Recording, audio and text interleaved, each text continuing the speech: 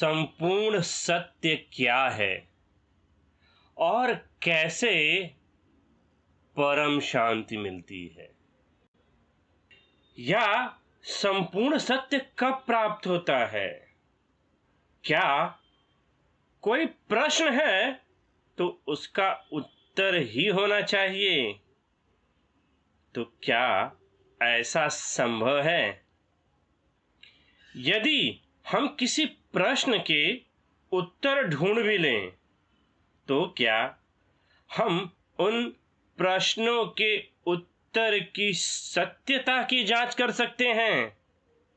क्या प्रश्नों के काल्पनिक उत्तरों को सत्य माना जा सकता है?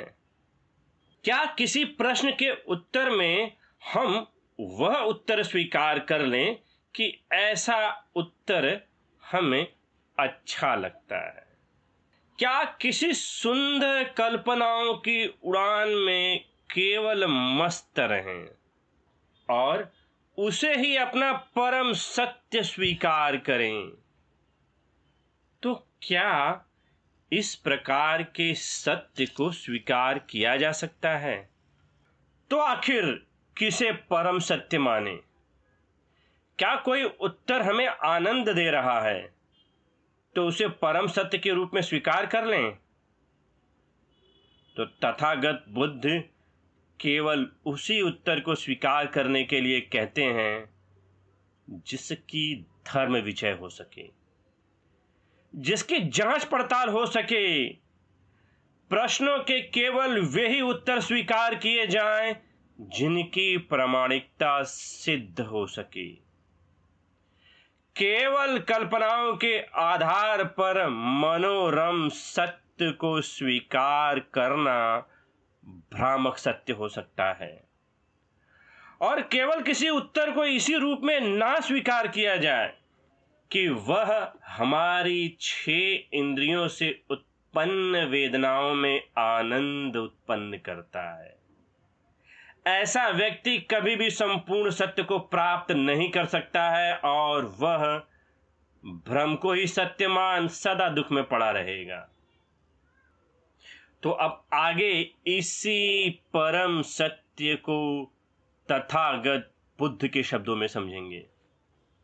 तो हमारे 6 इंद्रियों से उत्पन्न वेदना और इसके भ्रम को सत्य मान, इसी को स्पष्ट करते हुए बुद्ध दिघ निकाय के पहले ही सुत्त ब्रह्मजाल सुत्त में कहते हैं कि बुद्ध ने स्पष्ट किया कि मिथ्या धारणाओं का पोषण करने वाले व्यक्ति सदा इंद्रिय क्षेत्र में बने रहते हैं।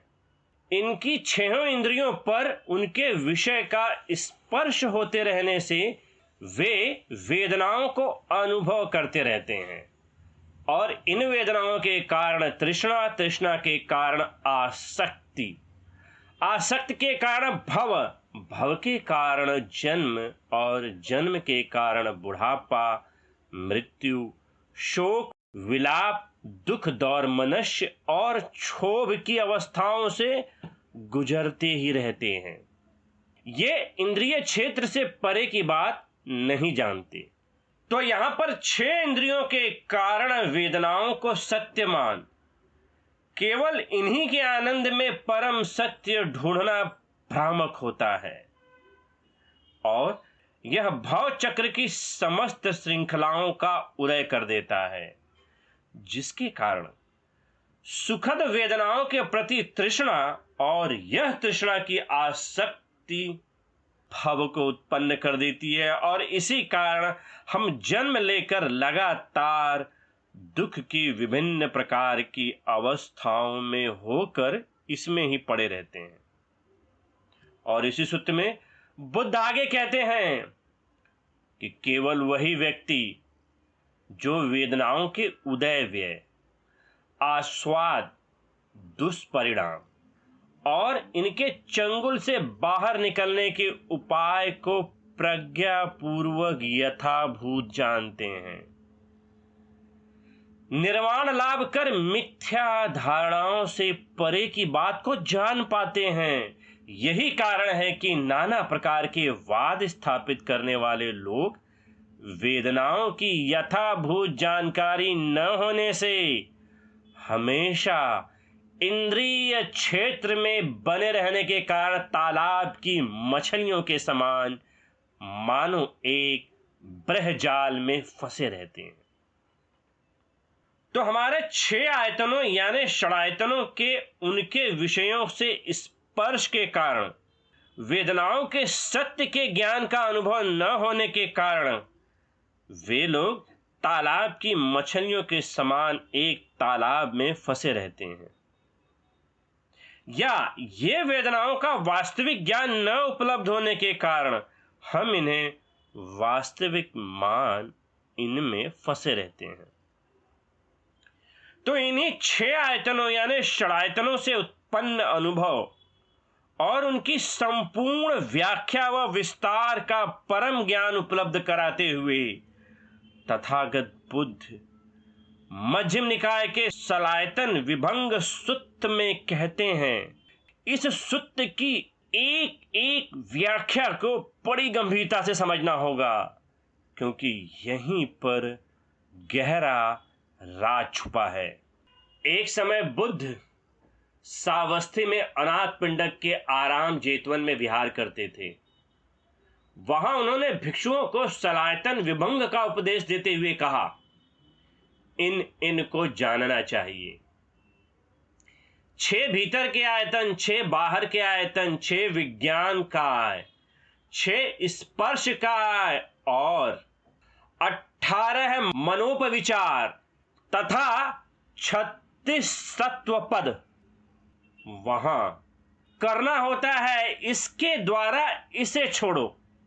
3 स्मृति प्रस्थान जिन्हें आर्य सेवन करते हैं, इन्हें सेवन करने वाला आर्य शास्ता गण अनुयायी वर्ग का अनुशासन कर सकता है।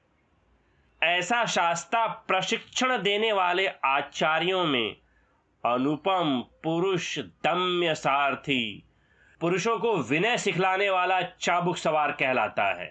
तो इस सूत्र में कई महत्वपूर्ण विषयों का जिक्र होता है, जैसे कि 6 भीतर के आयतन, 6 बाहर के आयतन, 6 विज्ञान का, 6 स्पर्श का और सबसे ज्यादा विशेष 18 मनोपिचार और 36 सत्व पद का परम ज्ञान बुद्ध के द्वारा यहां पर उपलब्ध कराया जाता है और इसी सूत्र में इनकी व्याख्या भी की जाती है, जिसे हम अब एक एक कर समझेंगे। और इसी सूत्र में बुद्ध आगे समझाते हुए कहते हैं, 6 भीतर के आयतन हैं चक्षु, श्रोत, घ्राण, जिह्वा, काया, मन। 6 बाहर के आयतन हैं रूप, शब्द, गंध, रस, स्पृष्टव्य, धर्म। 6 विज्ञान काय हैं चक्षु विज्ञान, श्रोत विज्ञान, घ्राण विज्ञान, जिह्वा विज्ञान, काय विज्ञान, मनोविज्ञान। 6 स्पर्श काय हैं चक्षु संस्पर्श, श्रोत संस्पर्श, घ्राण संस्पर्श, जिह्वा संस्पर्श, काय संस्पर्श, मन संस्पर्श। इसे पुनः एक बार सारांश में समझते हैं कि यहां पर आयतन का संदर्भ उनके क्षेत्र के अर्थ में समझना होगा कि 6 भीतरी आयतन हैं जो हैं आंख, कान, नाक, जिह्वा, शरीर व मन, और 6 बाहरी आयतन रूप, शब्द, गंध, रस, स्पृष्टव्य और धर्म। जो भीतरी आयतन है उसका संस्पर्श बाहरी आयतन जैसे रूप से होता है तो उसे चक्षु संस्पर्श कहा जाता है। इस कारण विज्ञान उत्पन्न होता है, यानी देखने का ज्ञान उपलब्ध होता है, जिसे चक्षु विज्ञान कहा जाता है। ठीक वैसे ही कानों का जब शब्द से स्पर्श यानी श्रोत संस्पर्श के कारण श्रोत विज्ञान उपलब्ध होता है, ठीक वैसे ही नाक का जब गंध से स्पर्श यानी घ्राण संस्पर्श होता है तब घ्राण विज्ञान उत्पन्न होता है, और जब जीभ का उसके रस से संस्पर्श यानी जिह्वा से संस्पर्श होता है तब जिह्वा विज्ञान यानी स्वाद का ज्ञान होता है, वैसे ही शरीर का उनके विषय यानी स्पर्शव्य से जब स्पर्श होता है, यानी काया का स्पर्श उनके विषयों से होता है, तब काया विज्ञान उत्पन्न होता है। यहाँ पर स्पर्शव्य का अर्थ है शरीर के ज्ञान से जुड़े विषय। काम वासना भी स्पर्शव्य का भाग होती है, और जब मन का स्पर्श धर्म से या मन संस्पर्श होता है तो मनोविज्ञान उत्पन्न होता है। इस प्रकार ये 6 आंतरिक आयतनों का बाहरी आयतनों से स्पर्श होता है तो विज्ञान उत्पन्न होता है, हमें उनका ज्ञान होता है। अब इस सूत्र में फिर से बुद्ध आगे कहते हैं 18 मनोपविचार हैं, 6 भीतर के आयतनों द्वारा अपने से संबद्ध बाहर के आयतनों को ग्रहण करने से सौमनस्य, दौर्मनस्य अथवा उपेक्षा भाव का उपविचार आना। 36 सत्व पद हैं, 6 गेद संबंधी सौमनस्य, 6 नैष्क्रम्य संबंधी सौमनस्य, 6 गेद संबंधी दौर्मनस्य, 6 नैष्क्रम्य संबंधी दौर्मनस्य, 6 गेद संबंधी उपेक्षा भाव, 6 नैष्क्रम्य संबंधी उपेक्षा भाव। तो 6 आयतन यानी षडायतनों से उत्पन्न 3 प्रकार के विचार उत्पन्न होते हैं। या तो वे सौमनस्य यानी इन 6 के कारण उत्पन्न मजा या आनंद, और दौर्मनस्य यानी इन 6 आयतनों के कारण उत्पन्न पीड़ा व दुख, और उपेक्षा भाव यानी किसी भी प्रकार का विचार उत्पन्न नहीं होना, न सुख का न दुख का। उदाहरण के तौर पर आंखों के माध्यम से किसी बाहरी आयतन या किसी दृश्य को देखकर आनंद का विचार आना, और या किसी दृश्य को देखकर दुख का उत्पन्न होना, और तीसरा किसी दृश्य को देखकर ना आनंद ना ही किसी दुख का उत्पन्न होना यानी उपेक्षा का भाव उत्पन्न होना। तो यहां पर हर एक आयतन यानी आंख, कान, नाक, जीभ, काया और मन, इनसे उत्पन्न 3 भाव कुल मिलाकर 18 प्रकार की मन स्थितियां या मनोपविचार होते हैं।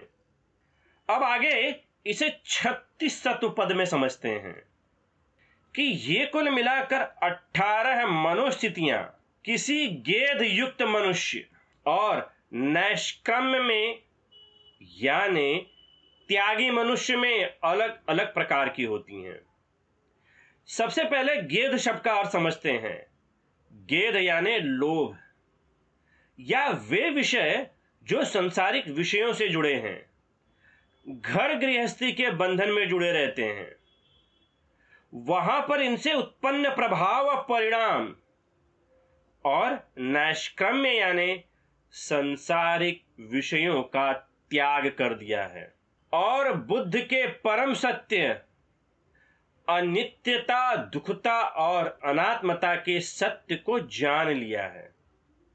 तो उस परिस्थिति में इनके प्रभाव व परिणाम, यहां पर एक गृहस्थ और एक त्यागी दोनों के भाव, प्रभाव व परिणाम में अंतर होता है।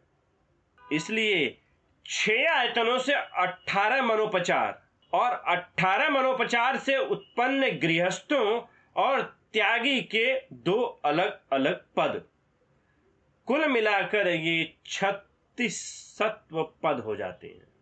इन विषयों को समझने के बाद इसके आगे सबसे महत्वपूर्ण बात तथागत बुद्ध इसी सूत्र में आगे कहते हैं, और जरा ध्यान से इसे समझें कि इसके द्वारा इसे छोड़ो।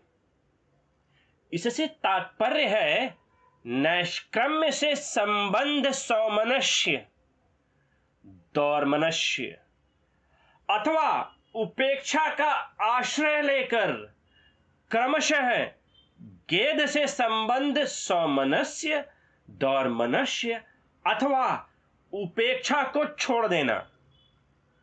और इसी प्रकार नैष्क्रम्य से संबंध सौमनस्य अथवा उपेक्षा का आश्रय लेकर क्रमशः नैष्क्रम्य से संबद्ध दौर्मनस्य और सौमनस्य को छोड़ देना। तो यहां पर बुद्ध एक का सहारा लेकर दूसरे को छोड़ने के लिए कहते हैं। जैसे हमने पहले देखा कि हर एक आयतन के तीन विचार, या तो वे सौमनस्य सुख उत्पन्न कर रहे हैं, या तो दौर्मनस्य या तो दुख उत्पन्न कर रहे हैं, या उनसे उपेक्षा का भाव उत्पन्न हो रहा है। तो गृहस्थ या भोगी मनुष्य को किसी त्यागी के सुख दुख उपेक्षा भाव का सहारा लेते हुए अपने यानी भोगी मनुष्य के सुख दुख और उपेक्षा भाव को छोड़ देना चाहिए। ठीक इसी प्रकार आगे बढ़ते हुए किसी त्यागी साधक के सुख दुख और उपेक्षा के सहारे त्यागी या साधक के सुख और दुख को भी छोड़ देना चाहिए, यानी अंत में रह जाता है किसी त्यागी या साधक या ज्ञानी मनुष्य का उपेक्षा भाव।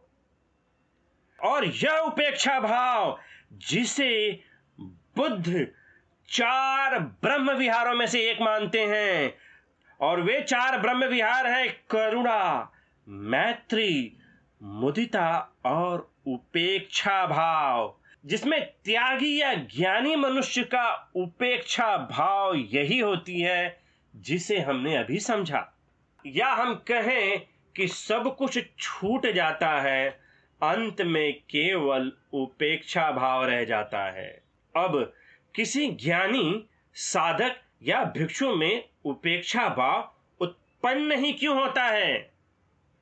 क्योंकि जब वह इस सत्य को प्राप्त कर लेता है कि इन 6 आयतनों से जुड़े विषय अनित्य हैं, दुख हैं, अनात्म हैं, या हम कहें कि इन षडायतनों से उत्पन्न सुख के विषयों को हम सदा के लिए नहीं रख सकते हैं, ये विषय अपनी अनित्यता के स्वभाव के कारण समाप्त हो जाते हैं, तो एक नष्ट होने वाले विषय से चिपकाव कहां सुख देगी? जो स्वतः स्थायी नहीं है वह स्थायी सुख कैसे देगी? और इन षडायतनों के सभी विषय दुख उत्पन्न करने वाले हैं, और इनका बोध या अनुभव कोई नित्य आत्मा नहीं करती है, बल्कि नष्ट होने वाले 5 स्कंद करते हैं। जब इस प्रकार का बोध होता है तो इस ज्ञान के ऊपर आधारित केवल इन विषयों से उपेक्षा भाव रह जाता है, जो हमारी 4 मन स्थितियों या ब्रह्म विहारों में से एक उपेक्षा भाव को लिए होती हैं। और फिर इसी सूत्र में बुद्ध आगे कहते हैं कि 3 स्मृति प्रस्थान जिनके सेवन से आर्य शास्ता गण अनुयायी वर्ग का अनुशासन कर सकता है, इसका आशय है कि हितैषी शास्ता द्वारा श्रावकों को धर्मोपदेश करने पर यदि श्रावक न ध्यान दे, अथवा कोई ध्यान दें, अथवा कोई ध्यान न दें, अथवा सभी ध्यान दें, तो तथागत पहली 2 परिस्थितियों में न तो असंतुष्ट होते हैं न संतुष्ट, केवल तीसरी परिस्थिति में संतोष अनुभव करते हैं, पर तीनों परिस्थितियों में उपेक्षा भाव बनाए हुए स्मृति और संप्रज्ञान के साथ में विहरते हैं। ये हैं 3 स्मृति प्रस्थान। तो यहां पर बुद्ध भिक्षु या साधक की मनस्थितियों का वर्णन करते हैं कि इन अलग अलग मनस्थितियों में भी तथागत समभाव या उपेक्षा भाव बनाए रखते हैं। यहां पर एक हमें बड़ी महत्वपूर्ण बात समझनी होगी कि उपेक्षा भाव सबसे महत्वपूर्ण विहार माना जाता है, क्योंकि इस कारण आंतरिक द्रोह नहीं उत्पन्न होता है, फिर संतुष्ट या असंतुष्ट होने का साधक या भिक्षु के ऊपर कोई प्रभाव नहीं पड़ता। और फिर इसी सूत्र में बुद्ध आगे कहते हैं कि अनुपम पुरुष दम्य सारथी, इसका आशय है कि अपने अपने प्रशिक्षकों के द्वारा दांत विनीत किए हुए हाथी घोड़े बैल एक ही दिशा में भागते हैं, परंतु तथागत पुरुषों का दांत करने वाले ऐसे सारथी हैं जिनके द्वारा विनीत किया हुआ आठों दिशाओं में भागता है। बुद्ध ने एक एक करके आठों दिशाओं का वर्णन करते हुए समझाया कि जब कोई नैव संज्ञान संज्ञायतन का सर्वथा अतिक्रमण कर संज्ञा वेदित निरोध की अवस्था को प्राप्त करता है, तब वह होती है आठवीं दशा। तो यहां पर बुद्ध इन विषयों के अनुकरण के संदर्भ में कहते हैं कि जिस प्रकार से मन की उत्तम विहार की अवस्थाओं के लिए 8 ध्यान, जिसमें प्रथम ध्यान, द्वितीय ध्यान, तृतीय ध्यान, चतुर्थ ध्यान, आकाशन अनत्यायतन, विज्ञान अनत्यायतन, आकिंचन्यायतन और नैव संज्ञान संज्ञायतन का भी सर्वथा अतिक्रमण कर संज्ञा वेतीत निरोध को प्राप्त हो विहरता है, वह परम शांति का पद पाता है या सर्वश्रेष्ठ या उत्तम विहार को प्राप्त हो विहरता है, और यही है परम शांति की सर्वोत्तम अवस्था। धन्यवाद।